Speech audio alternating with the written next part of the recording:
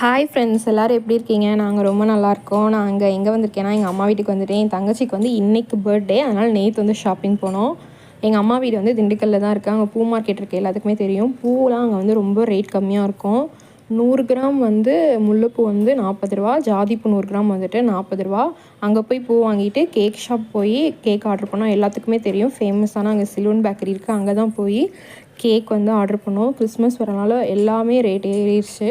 சும்மா normal chocolate கேக்கே வந்து 450 rupees 1 KG வந்து ஆர்டர் பண்ணிவிட்டு அப்படியே வந்துட்டு கொஞ்சம் திங்ஸு ஃபேன்சி திங்ஸ்லாம் வாங்கணும்னு சொல்லிட்டு எல்லாத்துக்குமே தெரியும் 10 ரூபா கடை. அந்த கடைக்கு போய் ஃபேமஸான கடை அதுவுமே.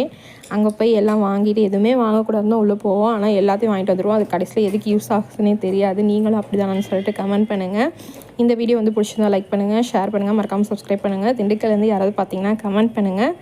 நெக்ஸ்ட் வீடியோவில் பார்க்கலாம். அப்படியே லாஸ்ட்டாக ஃபைனலாக போய் அப்படியே ஒரு கரும்பு ஜூஸு குடிச்சிட்டு